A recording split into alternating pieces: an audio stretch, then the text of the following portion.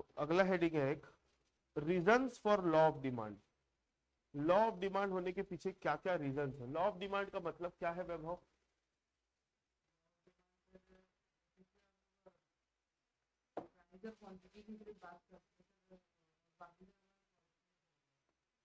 हाँ, तो law of demand क्या बोलता है कि किसी भी कमोडिटी की प्राइस में कितना चेंजेस हो रहा है, तो उसकी प्राइस में जो भी चेंज हो रहा है उसके कारण उसकी डिमांड में कितना चेंज हो रहा है, वही बताता है क्या?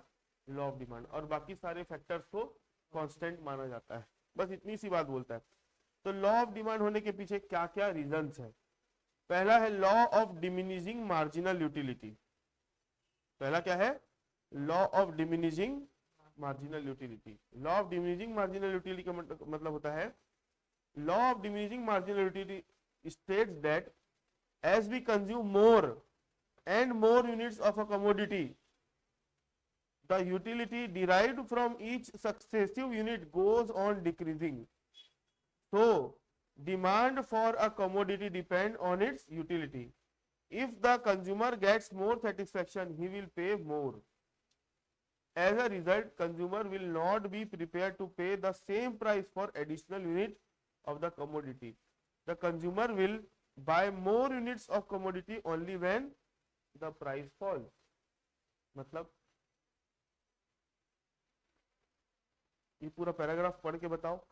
Law of diminishing marginal utility मतलब, जैसे मान लो कोई एक ऐसी वस्तु है, कोई प्रोडक्ट है जिसको आप खरीदना चाह रहे हो, जिसको आप खरीद रहे हो, आपके पास पैसा भी है, तो खरीदते जाओ खरीदते जाओ खरीदते जाओ। अगर उसको खरीदने से अगर आपको ज्यादा सेटिस्फेक्शन मिल रहा है, सेटिस्फेक्शन मतलब आपकी जितनी जरूरत है वो पूरी हो जा रही है, तो आप खरीदोगे और खरीदोगे। लेकिन जब तक आपकी जरूरत पूरी हो गई उसके बाद उसको और खरीदोगे क्या? तो उसकी प्राइस को अगर गिरा दिए तो क्या कितना खरीदोगे? नहीं, सेटिस्फेक्शन लेवल से थोड़ा सा ऊपर खरीदोगे अगर प्राइस कम कर दी जाए तो। मेरे बोलने का मतलब यह है, मान लो अगर आप किसी प्रोडक्ट की अभी फिलहाल में कितनी यूनिट खरीदते हो? 5 यूनिट खरीदते हो। 5 यूनिट खरीदते हो मतलब 5 यूनिट में आपकी जरूरत पूरी हो जाती है। अगर इसकी प्राइस को कम कर दिया जाए तो 5 के बदले आप कितनी यूनिट खरीदने लग जाओगे? एडिशनल 3 यूनिट और खरीदोगे। अनलिमिटेड खरीदोगे क्या? अनलिमिटेड तो नहीं खरीदोगे, जितना आपका जरूरत है उससे थोड़ा सा ज्यादा खरीदोगे। तो जितना एक्स्ट्रा खरीदते हैं ना प्राइस के गिरने से, उसी को बोलते हैं क्या? Law of marginal utility. लेकिन प्राइस अगर जीरो भी हो जाए, अगर वो चीज आपकी जरूरत की नहीं है, अगर वो आपकी जरूरत की नहीं है, तो आप खरीदोगे कि नहीं खरीदोगे बताओ? अगर वो चीज आपकी जरूरत की नहीं है, काम ही नहीं आएगी, तो आप खरीदोगे? मतलब एक तो आपका नॉर्मल सेटिस्फेक्शन लेवल होता है। नॉर्मल सेटिस्फेक्शन लेवल मतलब जितना आप हमेशा खरीदते आते हो कोई चीज को। जैसे फॉर एग्जांपल पेट्रोल अभी कितना मिल रहा है? 102 रुपए लीटर है, ठीक है। इसका 80 रुपए लीटर कर देते हैं चलो।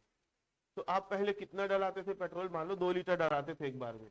अब 80 रुपए लीटर हो गया तो आप कितना रुपए डलाने लग जाओगे? 3 लीटर। 50 लीटर ले लोगे क्या? लेके रखोगे कहाँ? मतलब आप उतना ही खरीदोगे जितना आप उसको उसको क्या कंज्यूम कर सकते हो, जितना आप उसकी देख रेख कर सकते हो, जितना आप उसको क्या कर सकते हो, संभाल के रख सकते हो।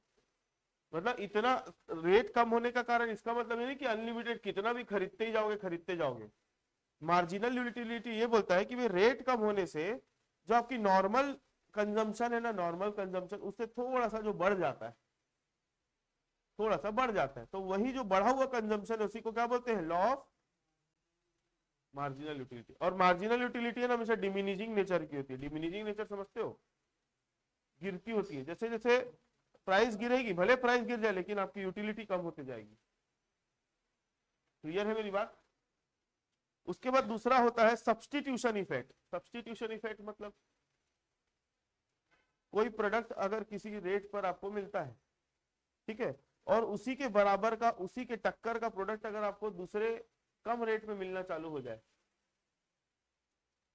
मेरी बात समझे? अगर आप कोई प्रोडक्ट खरीदते हो, ये प्रोडक्ट का प्राइस बढ़ते जा रहा है बढ़ते जा रहा है बढ़ते जा रहा है, अब मार्केट में इस प्रोडक्ट का एक सब्स्टिट्यूट आके खड़े हो गया जो इस प्रोडक्ट को पूरी पूरी टक्कर देता है। तो जितने लोग हैं उसकी डिमांड शिफ्ट हो जाएगी कि नहीं अगले तरफ। यहाँ पर भी लॉ ऑफ डिमांड यहाँ पर भी काम करना चालू कर देता है। पढ़े एक बार, substitution effect refers to substituting one commodity in place of other when it become relatively cheaper. या फिर दूसरा तरीका भी बोल सकते हैं कि भाई एक प्रोडक्ट है, मान लो वो थोड़ा सा महंगा है, वो थोड़ा सा महंगा है, लेकिन उसका सब्स्टिट्यूट प्रोडक्ट ऐसा है जो क्या है, सस्ता है, और काम पूरा वही करके दे रहा है जो ये भी करके दे रहा है। तो आप क्या करोगे, सब्स्टिट्यूट प्रोडक्ट को लोगे। तो सब्स्टिट्यूशन इफेक्ट भी क्या करता है, वही बता रहा है। Substitution effect refers to substituting one commodity in place of another when it become relatively cheaper. When price of the given commodity falls it become relatively cheaper as compare to its substitute assuming no change in price of substitute. ये क्या बोलना चाह रहा है, substitute की जो price है उसमें कोई चेंज नहीं कर रहा है। चेंज किसकी प्राइस में कर रहा है, मेन प्रोडक्ट की प्राइस में चेंज कर रहा है। As a result demand for given commodity rises, as a result demand for given commodity rises. ये पूरा पैराग्राफ क्या बोल रहा है सुनो। मान लो दो प्रोडक्ट है, ये मेन प्रोडक्ट है और ये इसका क्या है, सब्स्टिट्यूट है। सब्स्टिट्यूट मान लो 100 रुपए में मिलता है और ये मिलता है आपका कितने रुपए में, ये मिलता है आपका 180 रुपए में। ये कितने में मिलता है, 180 में, और ये मिलता है कितने में, 100 में। सब्स्टिट्यूट की प्राइस 100 रुपए है, लेकिन अब इसकी प्राइस को 180 से कितना कर दिया गया। तो लोग क्या करेंगे मालूम है, इसके पीछे डिमांड बढ़ाना चालू कर देंगे, क्यों, उसका रेट कम हो गया इसलिए इसका डिमांड बढ़ जाएगा, किसका, मेन प्रोडक्ट का। और जैसे ही जैसे डिमांड बढ़ते जाएगा वापस तो उसका प्राइस भी क्या हो जाएगा, बढ़ जाएगा।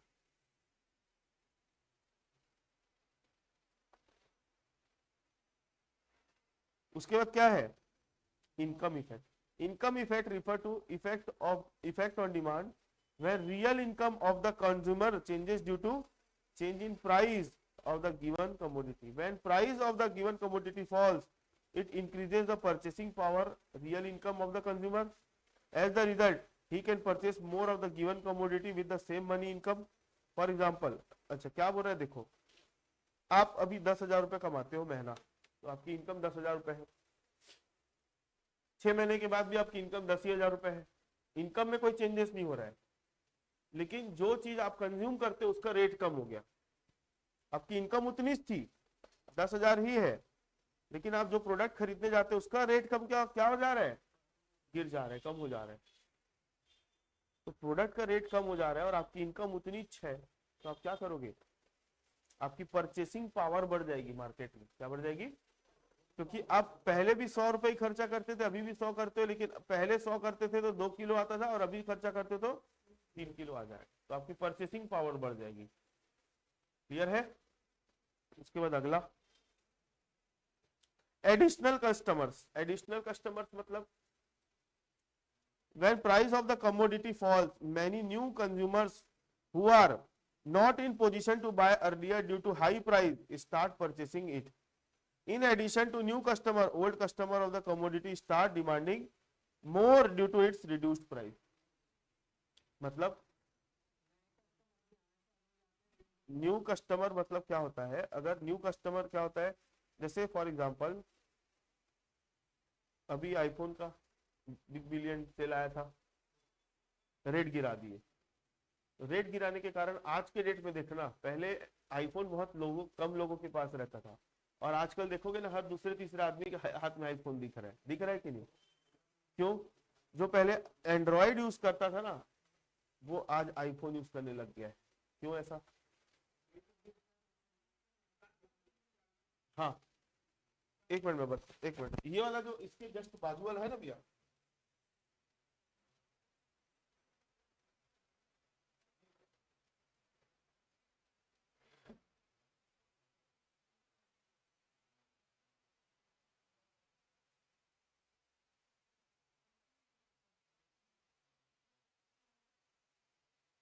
तो एडिशनल कस्टमर अभी बताओ, आईओएस के एप्पल कंपनी के एडिशनल कस्टमर बन गया कि नहीं बन गए, मैं भी एंड्रॉइड में था, अभी इसी साल 2 महीने पहले शिफ्ट हुआ किसमें, आईओएस में। लेकिन पुराने जो आईओएस यूज कर रहे थे वो तो कंपनी को बोल ही रहे हैं, जो 14 चला रहा था वो 15 मांग रहा है, 15 मांग रहा है, 17 चलाएगा, आगे बढ़ते जा रहे हो। लेकिन हम लोग एंट्री कर डाले कहां से, 14 से। मतलब कंपनी के पास जो एग्जिस्टिंग कस्टमर थे वो तो है ही, लेकिन नए कस्टमर और जुड़ रहे हैं। इसका कारण क्या है, क्यों? प्राइस क्या हो रही है कमोडिटी की, गिर जा रही है, इसलिए मतलब कमोडिटी की प्राइस गिर जाने के कारण एडिशनल कस्टमर और जुड़ जाते हैं। ठीक है। डिफरेंट यूजेस, डिफरेंट यूजेस मतलब some of the commodities like milk, electricity etc have several uses, some of which are more important than others.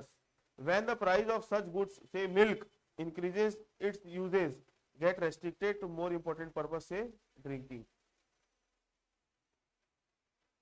and demand less for important uses like cheese, butter etc.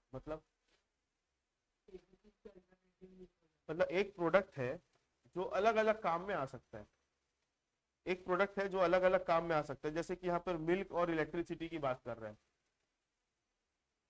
Some of the which are more important than others. When price of such goods, say milk, increases, अगर price अगर दूध का बढ़ जाता है,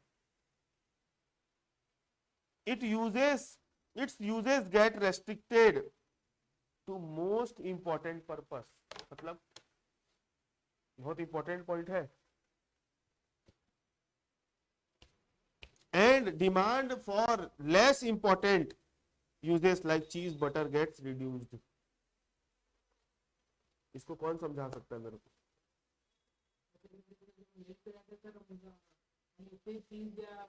butter बना लेते हैं, हाँ, तो ये जो चीज और बटर है तो उसकी डिमांड कम हो जाती है। नहीं, पूरा नहीं एक्सप्लेन करते आप, हो सकते हो कनक।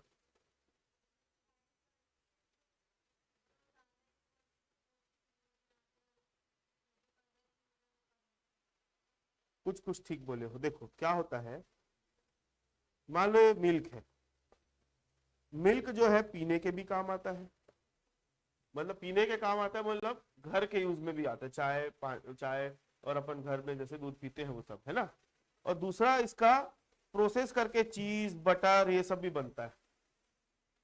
अगर दूध का रेट बढ़ते जाएगा बढ़ते जाएगा बढ़ते जाएगा बढ़ते जाएगा तो आप दूध पीना छोड़ दोगे, चाय पीना छोड़ दोगे, ये इसके डिमांड में ज्यादा इफेक्ट नहीं पड़ेगा। जो ज्यादा इंपॉर्टेंट यूज है, जो ज्यादा इंपॉर्टेंट यूज है ना, उसका चेंज नहीं होगा डिमांड। लेकिन जो लेस अब आप चीज खाते हो क्या रोज, बटर खाते हो क्या रोज, ये कम इंपॉर्टेंट यूज है, तो इसकी डिमांड क्या हो जाएगी, क्योंकि दूध के रेट के बढ़ने के कारण चीज और बटर का भी रेट बढ़ेगा, तो लोग इसको कम खरीदना चालू कर देंगे और इसकी डिमांड में ज्यादा फर्क नहीं पड़ेगा।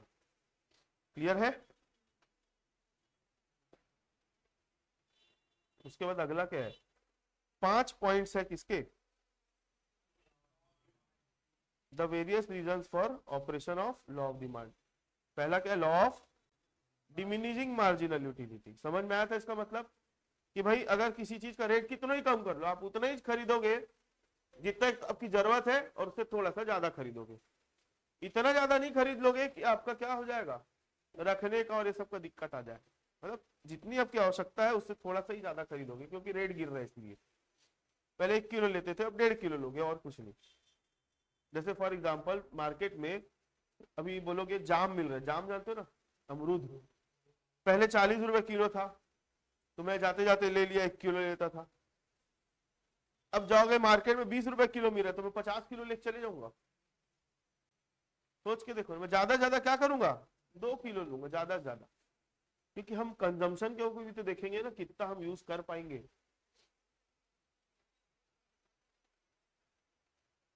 उसके बाद क्या है, सब्सटीट्यूशन इफेक्ट, उसके बाद क्या है, इनकम इफेक्ट, उसके बाद क्या है, एडिशनल कस्टमर्स, और उसके बाद क्या है, डिफरेंट यूजेस।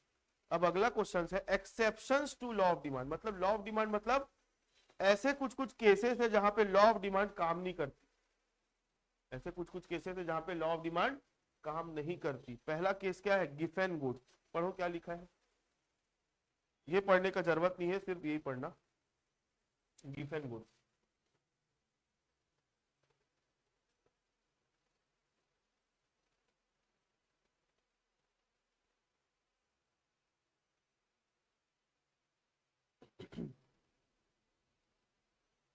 क्या होता है गिफेन गुड्स? बोलो।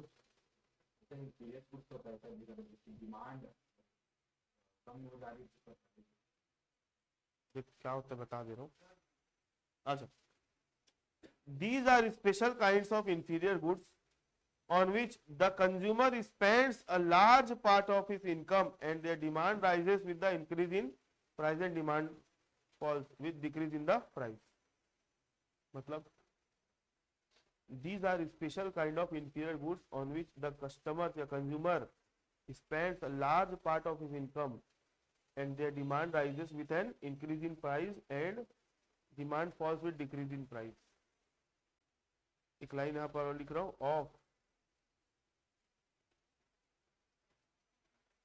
of normal goods.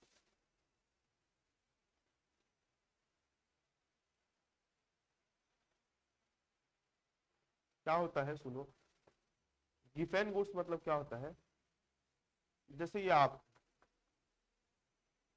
महीने का अभी 1 लाख रुपया कमाते हो, महीने का कितना कमाते हो 1 लाख, तो आप अच्छी अच्छी चीजें खरीदोगे, अच्छे क्वालिटी की चीजें खरीदोगे, बोल सकते हैं।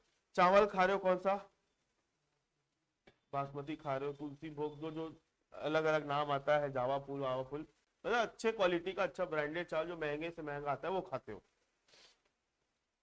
अब आप खाओगे, जितना भी खाओ इतना ही खाते हो एक बार में। अब धीरे धीरे धीरे धीरे फ्यूचर में ऐसा हुआ कि आपकी इनकम, मतलब जिसका एग्जांपल ले उसकी इनकम कम हो गई, मान लो 30,000 रुपए पर मंथ। पहले 1 लाख रुपए पर मंथ थी, अब कितनी हो गई, 30,000 पर मंथ हो गई। तो आप अब बासमती चावल अफोर्ड कर पाओगे? आप अब बासमती चावल अफोर्ड कर पाओगे?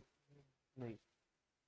तो आप क्या खरीदोगे, जो दूसरे चावल है वो आप शिफ्ट हो जाओगे किधर, दूसरे कम प्राइस वाले चावल की शिफ्ट हो जाओगे। लेकिन यहाँ पर अभी जो मैं बता रहा हूँ ना भाई, वो बता रहा हूँ कि इसलिए इनकम के पॉइंट ऑफ व्यू से बात कर रहा हूँ, इनकम की। लेकिन यहाँ पर बात इनकम के पॉइंट ऑफ व्यू से नहीं हो रही है, प्राइस के पॉइंट ऑफ व्यू से बात हो रही है। मान लो आप खाते हो, अभी आपकी इनकम अभी कितनी है, 1 लाख ही है। आप अभी बासमती चावल खाते हो, बासमती चावल मिलता है मान लो 150 रुपए केजी, अब बाय चांस इसका रेट हो गया 300 रुपए केजी, अभी भी बासमती चावल खाओगे? खाओ बोल रहे हो, 3,000 रुपए केजी हो गया तो भी खाओगे? मेरा बोलने का मतलब रेट बढ़ते जाएगा अगर, तो आप अब है ना उसका क्या खोजोगे, दूसरा प्रोडक्ट लेना चाहोगे आप, तो क्या करोगे, दूसरा चावल खाना चालू कर दोगे। आपकी इनकम में कोई फर्क पड़ा, रेट किसका बढ़ा, बासमती का, इसके कारण आप बासमती छोड़ के अब दूसरे में शिफ्ट हो गए। क्लियर है? तो गिफेन गुड्स उसी को बोलते हैं कि भाई नॉर्मल गुड्स का अगर प्राइस बढ़ते जा रहा है, तो नॉर्मल गुड्स के प्राइस बढ़ने के कारण आप शिफ्ट कहाँ जा रहे हो, इंफीरियर के तरफ शिफ्ट हो रहे हो। इंफीरियर मतलब एकदम खराब क्वालिटी के गुड को इंफीरियर नहीं बोलते भाई, एकदम महंगा है उससे नीचे वाले को तो इंफीरियर ही बोलेंगे ना। अगर आप 150 रुपए किलो का चावल खाते हो और आप रेट बढ़ने के कारण आप 100 रुपए किलो वाला चावल खा रहे हो, तो 100 रुपए किलो वाला चावल क्या खराब रहता है क्या? नहीं, इसके कंपैरिजन में क्या है, वो इंफीरियर है, और इसके कंपैरिजन में क्या है, सुपीरियर है। क्लियर है मेरी बात? उसके बाद बात आएगी भाई स्टेटस सिंबल गुड्स और गुड्स ऑसेंटेशन। क्या होगा इसका मतलब,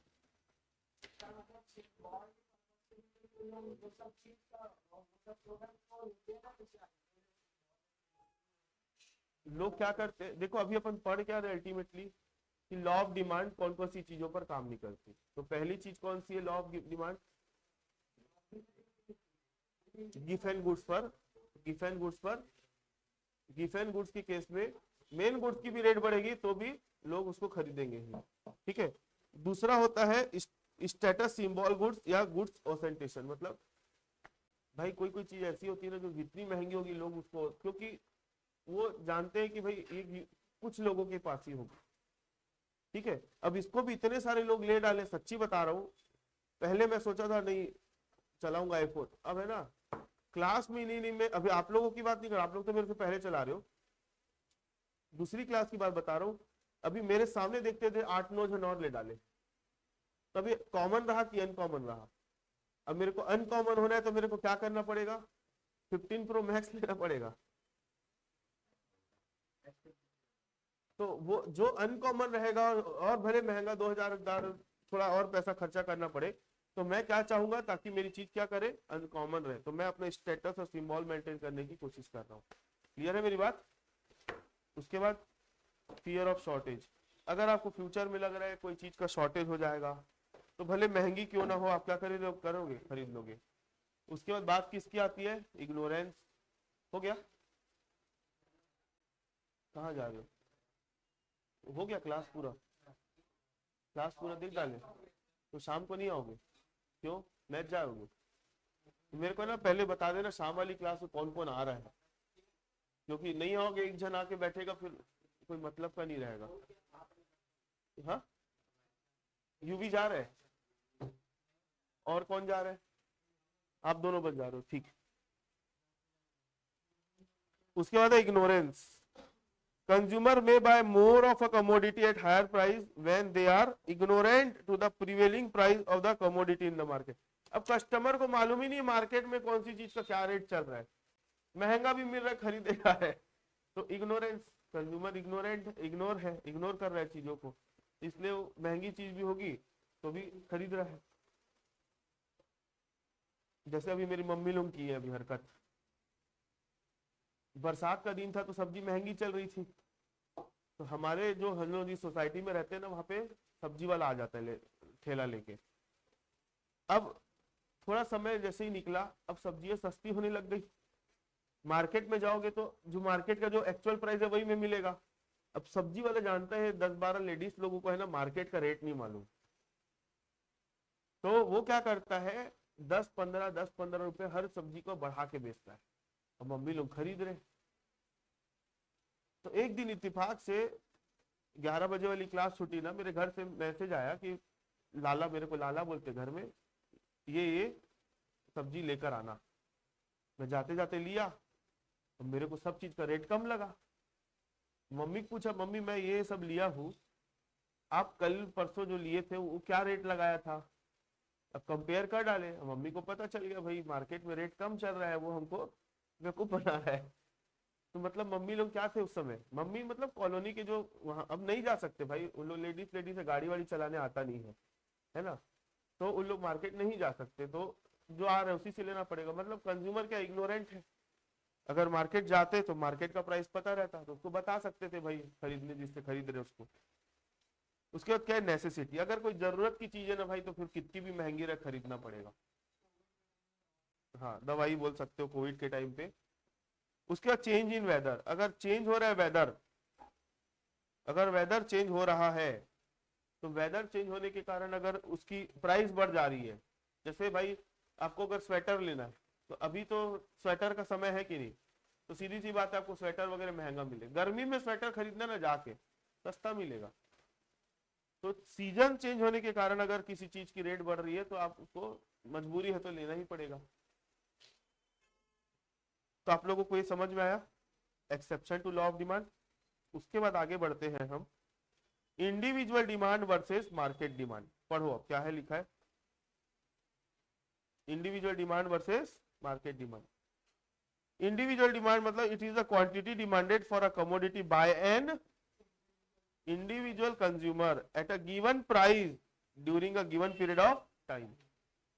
मार्केट डिमांड मतलब it is the quantity demanded of a commodity by all the consumers eight a given price during a given period of time. मतलब कोई भी एक इंडिविजुअल अगर डिमांड क्रिएट कर रहा है उसको क्या बोलेंगे, इंडिविजुअल। अब मार्केट में बहुत सारे कंज्यूमर इकट्ठा होकर अगर डिमांड क्रिएट कर रहे हैं तो उनको क्या बोलेंगे, मार्केट डिमांड। इट मे और may not follow the law of demand. Individual demand जो है ना, वो लॉ ऑफ डिमांड को फॉलो भी कर सकती है और नहीं भी फॉलो कर सकती है, लेकिन मार्केट डिमांड हमेशा क्या करेगी, उसको लॉ ऑफ डिमांड को फॉलो करना ही पड़ेगा। इंडिविजुअल डिमांड जो है मे और may not follow the law of demand, but market demand always follow law of demand. Individual demand is not affected by all the factors affecting market demand. Individual demand जो है ऐसे किसी भी factor से affect नहीं होगी जो market demand को अफेक्ट करते हैं, but market demand is affected by all the factors affecting individual. मतलब ऐसे सारे फैक्टर्स, अगर आप लोगों को शुरू शुरू की क्लास याद होगी तो मैं आप लोगों को डिटर्मिनेंट्स या फैक्टर्स ऑफ इंडिविजुअल डिमांड और डिटर्मिनेंट्स और फैक्टर ऑफ मार्केट डिमांड बताया था। तो इंडिविजुअल डिमांड के जब डिटर्मिनेंट्स बताया था मैं, तो क्या थे वो 5 point? Income of the product, income of income sorry price, income बोलता, price of the product, price of related product, income of consumer, taste and preference और future expectation of change in price. ये 5 थे। फिर जब मैं आप लोगों को मार्केट डिमांड बताया था तो वो 5 तो थे ही, 2-3 पॉइंट और जुड़ गए थे, याद है? मतलब वही बोलना चाह रहा है कि जो फैक्टर इंडिविजुअल को डिमांड को अफेक्ट करते हैं, जो फैक्टर किसको अफेक्ट करते हैं? इंडिविजुअल डिमांड को अफेक्ट करते हैं, वो फैक्टर मार्केट डिमांड को भी अफेक्ट करते हैं। लेकिन जो फैक्टर मार्केट डिमांड को अफेक्ट करते हैं, जरूरी नहीं कि वो इंडिविजुअल डिमांड को भी अफेक्ट करे। जैसे एक डायग्राम बना के बता रहा हूं, ये इंडिविजुअल डिमांड है और ये मार्केट डिमांड है। इसको अफेक्ट करने वाले कितने फैक्टर है? 5। और इसको अफेक्ट करने वाले कितने फैक्टर है? तो ये वाले जो फैक्टर्स है कौन कौन से? ये 5। और ये जो शुरू के जो 5 फैक्टर, ये कॉमन है कि नहीं? मतलब ये जो फैक्टर है वो किसको अफेक्ट कर रहे हैं? इंडिविजुअल डिमांड को भी और मार्केट डिमांड को भी। बट इंडिविजुअल डिमांड के जितने फैक्टर थे वो सारे फैक्टर किसको अफेक्ट कर रहे हैं बोल सकते हैं? लेकिन मार्केट डिमांड में 3 ऐसे फैक्टर हैं अलग से जो इंडिविजुअल डिमांड को अफेक्ट नहीं करते। तो डिफरेंस बिटवीन इंडिविजुअल डिमांड और मार्केट डिमांड आ गया तो क्या लिखोगे? It is the quantity demanded of a commodity by an individual consumer, और it is the quantity demanded of a commodity by the all consumer at a given price at a given period of time, at a given price at a given period of time. Clear है?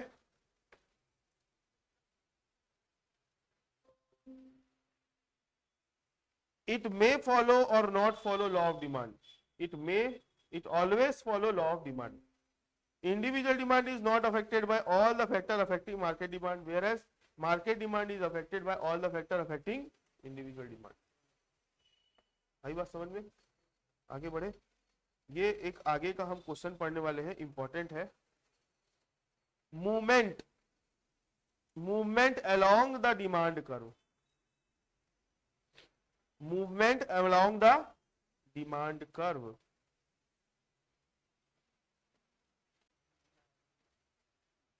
नींद आ रही है? किसको नींद आ रही है? आंख ला लो भाई।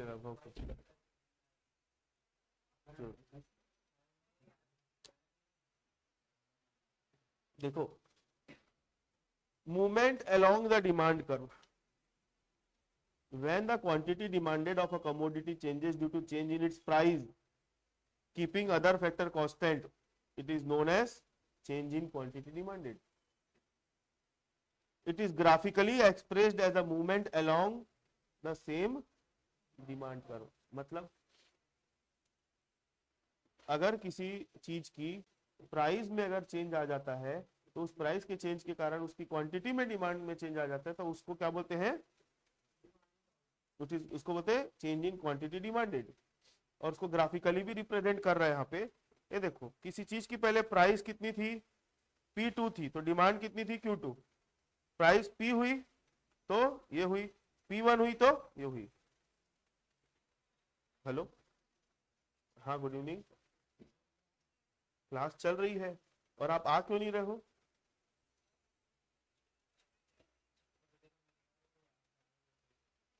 ठीक है, ऑनलाइन हो रही है। आपका रिक्वेस्ट आया था, शायद आप ही का ही था, और जैसे ही एक्सेप्ट करने गया आपका डिस्कनेक्ट हो गया। भेजो, तुरंत भेजो, क्लास तो चल रही है।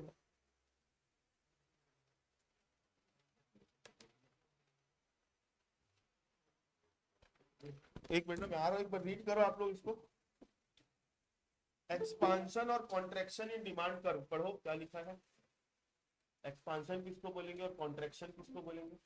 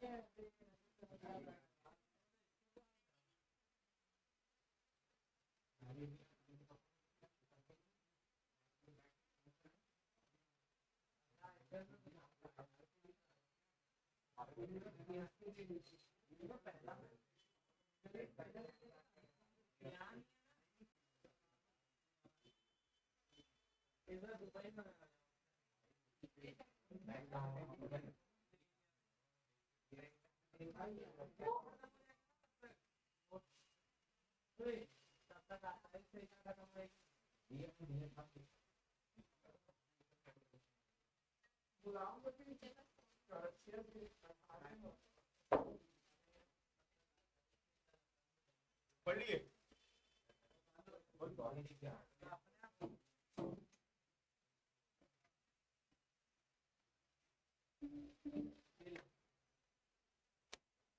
क्या समझ में आता है इससे?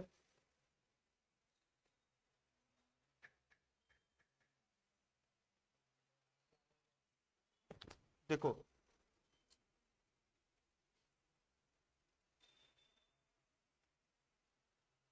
when the quantity demanded of a commodity changes due to change in its price, keeping other factor constant, it is known as change in quantity demanded. It is graphically represented या expressed as a movement along the same demand curve. मतलब पहले price कितनी थी, एक example ले रहे हैं, मान लो किसी प्रोडक्ट की प्राइस ये है, किसी प्रोडक्ट की प्राइस क्या है, पी है, तो उसकी क्वांटिटी डिमांडेड कितनी आ रही है, क्यू। अगर उसकी प्राइस P1 हो जाती है, मतलब कम हो जाती है, तो क्वांटिटी डिमांडेड क्या हो जाएगी, Q1, मतलब बढ़ जाएगी। और अगर प्राइस बढ़ जाती है तो क्वांटिटी डिमांडेड क्या हो जाती है, मतलब प्राइस जो है यहां से अगर बढ़ रही है तो क्वांटिटी डिमांड इधर शिफ्ट हो जाएगी और ये इधर शिफ्ट हो जाएगी। आ रही बात समझ में? तो इसको बोलते हैं movement along the demand curve, मतलब डिमांड कर्व, इसको डिमांड कर्व बोलते हैं। तो मूवमेंट कहां हो रहा है, यहीं पे ही हो रहा है। प्राइस के बढ़ने से इधर जा रहा है और प्राइस के कम होने से इधर जा रहा है, उसी को बोलते हैं movement along the demand curve. There can be either downward movement और अपवर्ड मूवमेंट। डाउनवर्ड मूवमेंट या फिर क्या होगा, upward movement. Downward movement is also called as expansion in demand curve. Downward movement मतलब नीचे बढ़ रहा है तो उसको क्या बोलेंगे, डिमांड कर्व में क्या हुआ, एक्सपांशन हुआ। और अगर अपवर्ड मूवमेंट हो रहा है, अपवर्ड मूवमेंट, तो कॉन्ट्रैक्शन, कॉन्ट्रैक्शन मतलब सिकुड़ना, और एक्सपांशन मतलब बढ़ना। अगर अपवर्ड मूवमेंट हो रहा है तो देखो ना भाई, ये सिकुड़ गया और ये क्या हो गया, फैल गया। तो एक्सपांशन इन डिमांड कर्व कब होगा, जब प्राइस बढ़ेगी कि कम होगी, प्राइस कम होगी तो क्वांटिटी डिमांडेड बढ़ेगी, तो एक्सपांशन इन डिमांड कर्व। मतलब एक्सपांशन इन डिमांड कर्व अगर आ गया, पूछ लिया क्वेश्चन से, what do mean by expansion of expansion of demand curve, तो प्राइस कम होगी और क्वांटिटी डिमांडेड बढ़ेगी, तो आपको क्या देखने मिलेगा, एक्सपांशन देखने को मिलेगा डिमांड कर्व में। प्राइस अगर बढ़ेगी तो क्वांटिटी डिमांडेड कम होगी, तो आपको क्या देखने को मिलेगा, contraction in demand curve. Clear है? और एक्सपांशन को और कॉन्ट्रैक्शन को हम क्या बोलते हैं, एक्सपांशन को बोलते हैं डाउनवर्ड मूवमेंट, क्या बोलते हैं, और कॉन्ट्रैक्शन को अपवर्ड मूवमेंट के नाम से जाना जाता है। अपवर्ड मूवमेंट और डाउनवर्ड मूवमेंट। आगे बढ़े अब। In figure 3.4 Q O Q demand, ये जो मैंने बताया सब वो थ्योरी में लिखा हुआ है, पढ़ोगे तो कोई बहुत बड़ी बात नहीं है।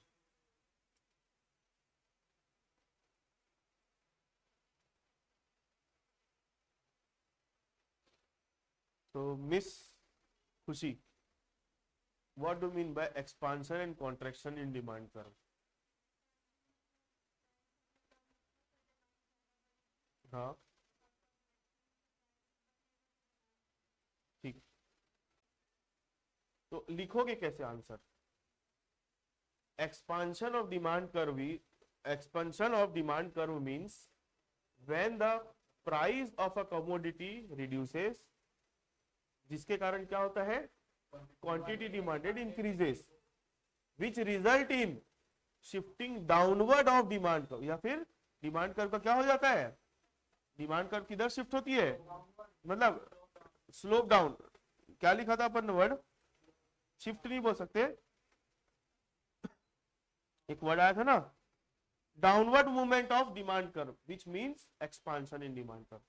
और अगर कॉन्ट्रैक्शन लिख रहे हैं तो due to increase in price quantity demanded decreases, which results upward movement of demand curve, it means contraction of demand curve. ऐसे पूरा लाइन लिखना है, पूरे वर्ड्स आने चाहिए आपके आंसर में, तब चेक करने वाला बोलेगा हाँ इसको पता है। ठीक है, नहीं तो पूरा इकोनॉमिक्स पढ़ दोगे ना आप लोग, सच्ची बता रहा हूँ, पूरा इकोनॉमिक्स पढ़ लो, माइक्रो इकोनॉमिक्स, सिर्फ प्राइस और डिमांड में ही घटने और बढ़ने की बात करता है। आप अपने हर आंसर में प्राइस के घटने और बढ़ने की बात करोगे, लेकिन आपको उसका एग्जैक्ट पॉइंट भी समझाना है कि क्या है। देखो एक्सपांशन और कॉन्ट्रेक्शन में भी प्राइस के और डिमांड के कम ज्यादा होने की बात की है, लेकिन उसमें दो नई चीजें जोड़ दिया। क्या क्या? डाउनवर्ड मूवमेंट और एक्सपांशन, या फिर अपवर्ड मूवमेंट और कॉन्ट्रेक्शन। इसके पहले भी सेम ऐसे ही तो ग्राफ पढ़ चुके हैं, याद करो। पढ़े कि नहीं पढ़े? जहां पे डिमांड शेड्यूल आई थी तो वहां पे अपवर्ड डाउनवर्ड ये सब वर्ड यूज किया था? नहीं, यहां पे कर रहे हैं।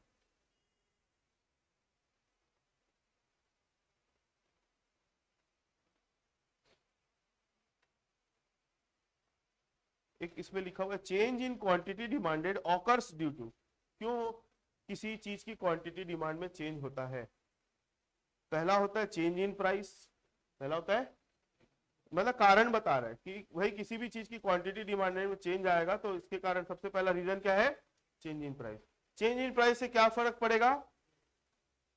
चेंज इन प्राइस का मतलब सिर्फ बढ़ना की बात नहीं कर रहा है, घटने। मतलब चेंज इन प्राइस या तो बढ़ भी सकती है या फिर घट भी सकती है। अगर किसी चीज की प्राइस बदल रही है, चेंज हो रही है, मतलब बढ़ रही है, कम हो रही है, तो जिसका रिजल्ट क्या होगा? जिसका रिजल्ट क्या होगा? डिमांड कर्व में क्या होने लग जाएगी? मूवमेंट। मूवमेंट कैसी होती है? अपवर्ड भी होती है और डाउनवर्ड भी होती है। आइदर अपवर्ड और आइदर डाउनवर्ड। डाउनवर्ड मूवमेंट कब देखा जाता है? जब प्राइस कम होती है और क्वांटिटी डिमांडेड बढ़ती है। और अपवर्ड मूवमेंट कब देखा जाता है? प्राइस बढ़ती है और क्वांटिटी डिमांडेड कम होती है। तो ये डायग्राम में वही चीज समझाने की कोशिश की, अच्छे से देखो। ठीक है, आगे बढ़े।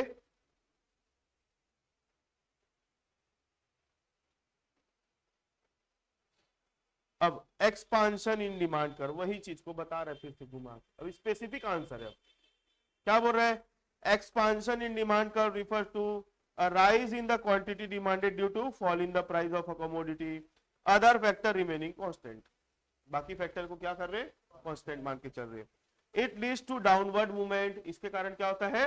डाउनवर्ड मूवमेंट देखने को मिलता है along the same demand curve. It is known as extension of demand curve, इस नाम से भी जाना जाता है। एक्सपांशन ऑफ डिमांड कर्व को और किस नाम से जाना जाता है? एक्सटेंशन ऑफ डिमांड के नाम से भी जाना जाता है। और इंक्रीज इन क्वांटिटी डिमांडेड के नाम से भी जाना जाएगा। ये सब आप लोगों को पता होना चाहिए, सब कहीं पे भी एमसीक्यू में डाल सकता है। एक्सपांशन ऑफ डिमांड कर्व के कारण क्या होता है? डाउनवर्ड मूवमेंट होता है अलोंग डिमांड कर्व, ये एक बात है। दूसरा, इसको एक्सटेंशन ऑफ डिमांड भी बोलते हैं और इंक्रीज इन क्वांटिटी डिमांडेड के नाम से भी जाना जाता है। ठीक है, एक एग्जांपल देके समझाया है। उसके बाद कॉन्ट्रैक्शन इन डिमांड कर्व, मतलब contraction in demand refers to fall in the quantity demanded due to rise in price of a commodity, other factor remaining constant। It leads to upward movement along the same demand। upward movement, अब arrow किधर जाएगा? ऊपर। It is also known as decrease in quantity demanded। It is also known as decrease in quantity demanded। It can be better understood from this table। ठीक है, table label है। अगर मान लो question में स्पेसिफिक आ गया what do you mean by expansion in demand curve, तो आपको ये पूरा आंसर लिख के बताना पड़ेगा विथ एग्जांपल एंड ग्राफ। अगर ये मोर देन 3 नंबर का आता है तो। अगर ये 1 नंबर का क्वेश्चन आया ना तो आपको सिर्फ इतना ही बड़ा आंसर लिखना है। अगर ये 3 नंबर का क्वेश्चन आता है, ग्राफ भी बना के। अगर ये ज्यादा नंबर का क्वेश्चन आता है तो पूरा फुल डिटेल में बताना है। ठीक है, अभी हमने क्या पढ़ा? एक्सपांशन। एक्सपांशन नहीं पढ़े, मूवमेंट इन डिमांड कर्व पढ़े। क्या पढ़े? Movement. Movement along the demand curve पढ़े। और अब हम क्या पढ़ने वाले हैं? Shift in demand curve. Shift in demand curve क्या समझ में आ रहा है? इससे पढ़ के बताओ।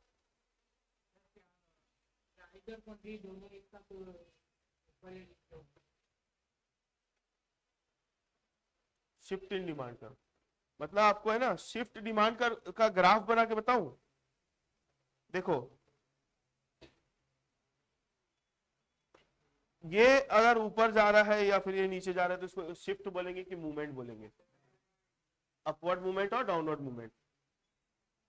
और ये अगर ऐसा देखना ना,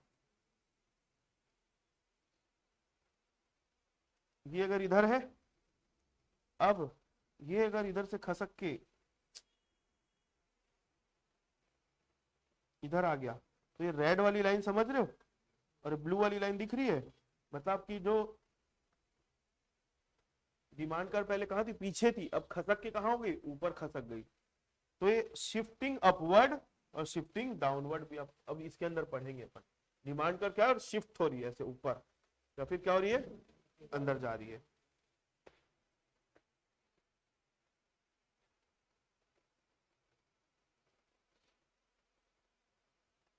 हेलो, हाँ देवल, हाँ वही 6:30। हाँ हाँ।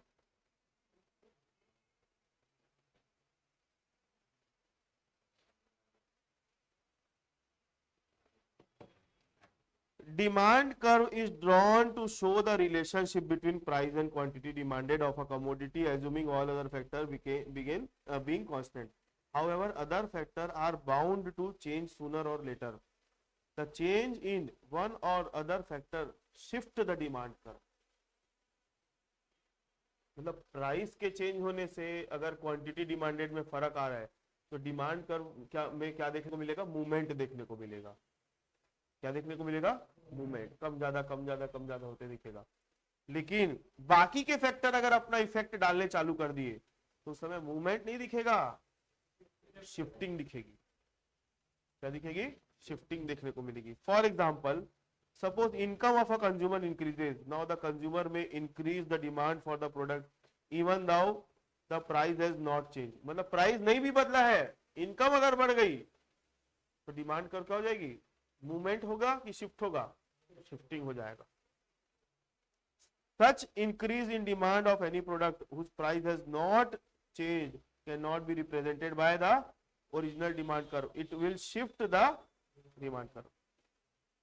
When the demand of a commodity changes due to change in any factor other than the price of the commodity, it is known as change in demand curve. Shift in demand curve को और किस नाम से जाना जाता है, change in demand. और movement को क्या बोला जाता है,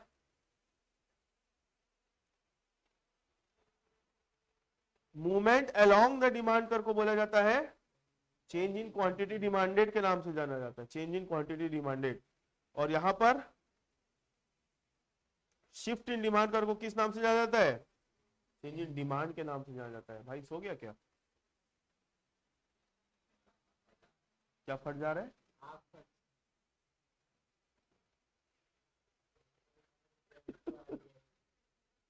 इधर देखो भाई ध्यान से।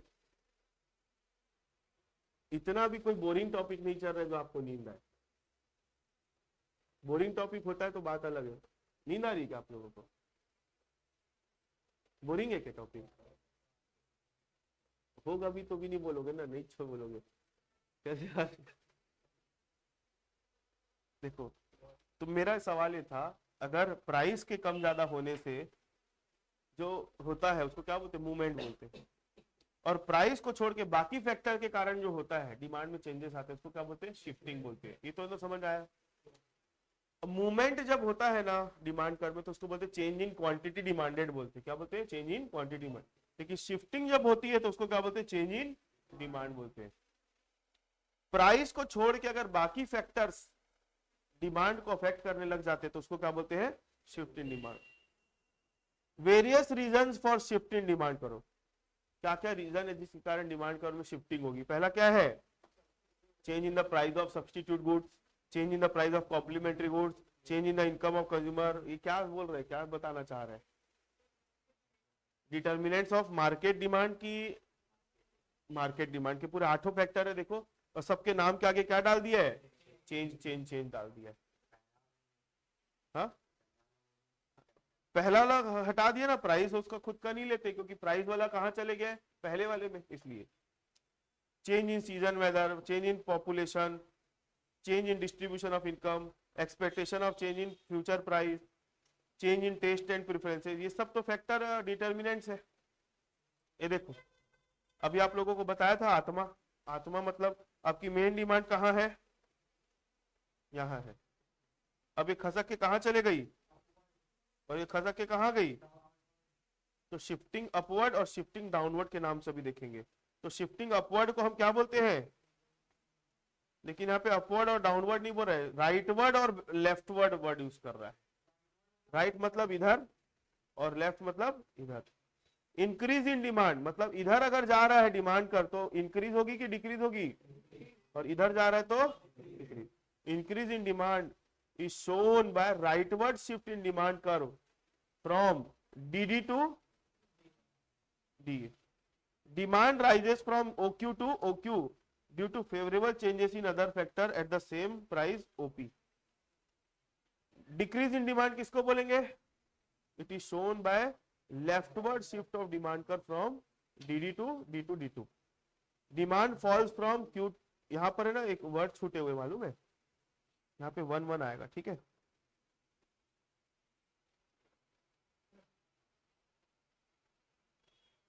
D1 प्रिंटिंग मिस्टेक है, मतलब इधर अगर गया तो इंक्रीज हुआ कि डिक्रीज हुआ, तो इसको बोलेंगे शिफ्टिंग राइटवर्ड, और इधर गया तो कम हुआ, इसको बोलेंगे शिफ्टिंग लेफ्टवर्ड। इतनी सी बात है। राइटवर्ड शिफ्ट और लेफ्टवर्ड शिफ्ट एक बार रीड कर लेना आप लोग।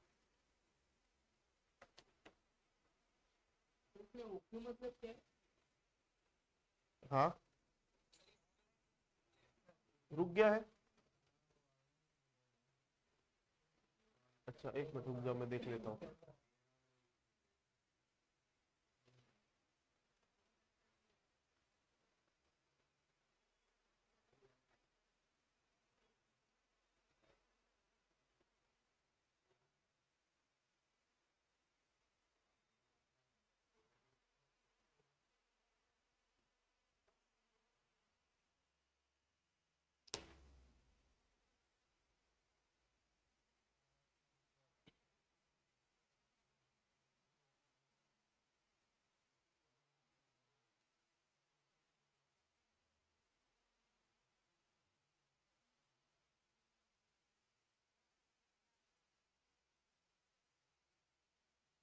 एक मिनट मैं आ रहा हूँ, चलो अपन इसको कंप्लीट कर लेते, छोटा सा टॉपिक बचा है।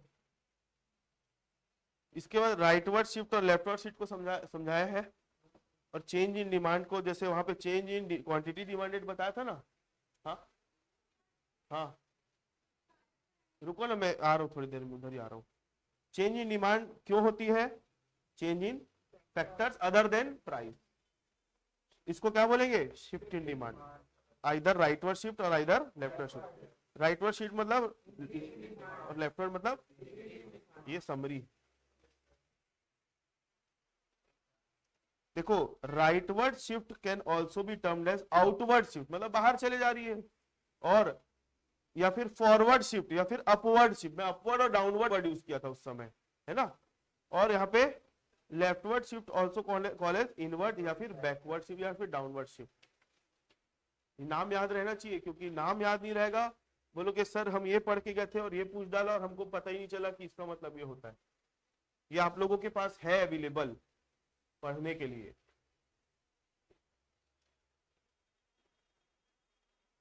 तो इंक्रीज इन डिमांड किसको बोलेंगे और डिक्रीज इन डिमांड किसको बोलेंगे, बताओ।